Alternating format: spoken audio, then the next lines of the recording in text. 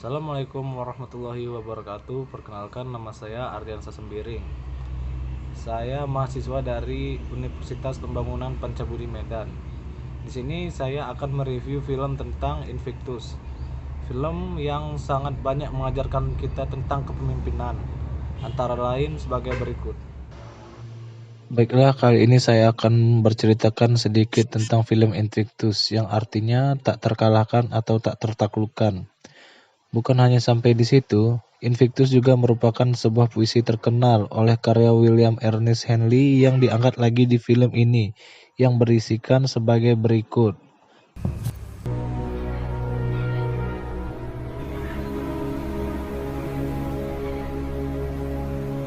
Out of the night that covers me,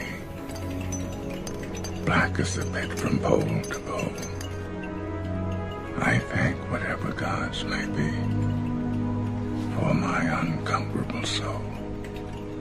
In the fell clutch of circumstance, I have not winced nor cried aloud. Under the bludgeonings of fate, my head is bloody, but unbowed. Beyond this place of wrath and tears looms but the horror of the shade.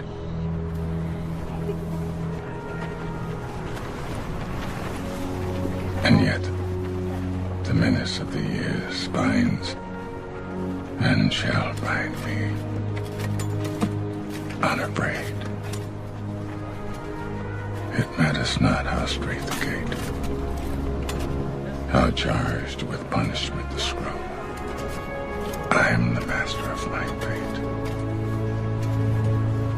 I am the captain of my soul. Puisi itu saja sudah menggambarkan betapa tangguhnya tokoh utama ini. Dalam film Invictus ini, kita dapat belajar banyak mengenai tentang kepemimpinan melalui Nelson Mandela, seorang presiden Afrika Selatan, dalam peranannya saat negara tersebut ditunjuk menjadi tuan rumah Piala Dunia Rugby tahun 1995. Hal pertama yang bisa kita ambil dalam film ini adalah pemimpin harus peka terhadap lingkungannya, mendengarkan saran-saran dan nasihat dari orang sekitarnya. Hal ini dibuktikan saat Nelson Mandela dihadapkan masalah perbedaan di antara rakyatnya. Ia menyadari bahwa peluang yang ada saat itu untuk mempersatukan bangsanya adalah hal yang tidak terduga oleh rekannya, yaitu olahraga rugby.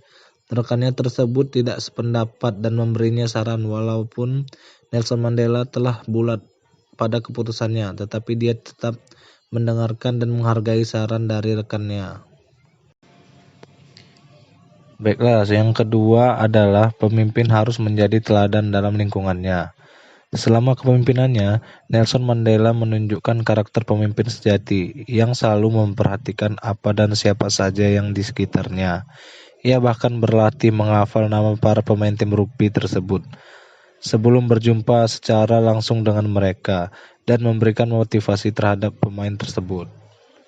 Baiklah, yang ketiga, memiliki tanggung jawab yang seimbang. Dalam hal ini, Nelson Mandela memperhatikan secara detail jalan keberlangsungan Piala Dunia Rugby yang dianggapnya sebagai alat pemersatu bangsa, sehingga membuatnya cukup sibuk dan bahkan membuatnya jatuh sakit, namun dia tidak melupakan tugasnya sebagai presiden. Baiklah, yang keempat, memiliki kemampuan meyakinkan orang lain, komunikasi yang baik, dan pengaruh positif. Dalam hal ini, kita dapat melihat bagaimana Nelson Mandela memimpin dengan menjadikan orang yang dipimpinnya sebagai teman. Nelson Mandela juga meyakinkan dan memberikan inspirasi melalui kata-katanya yang positif, sehingga membuat orang-orang yang ada di sekitarnya merasa terpengaruhi oleh kata-katanya yang bagus dan bijak. 5. Pemimpin bersikap setia terhadap janjinya. Persatuanlah yang dijanjikan oleh Nelson Mandela. Kepribadian yang tangguh, mampu memaafkan masa lalu hingga tidak ada sedikit pun dendam. Sifat memaafkan inilah yang luar biasa dari Nelson Mandela. Walaupun dipenjarakan oleh lawan politiknya yang menguntungkan kulit putih terdahulu, membuatnya dipenjara selama 27 tahun. Namun dia tidak ada dendam sedikit pun. Tidak ada hambatan baginya untuk menyatukan rakyatnya agar tidak ada membedakan antara kulit putih dan kulit hitam. Sekian dari saya, terima kasih.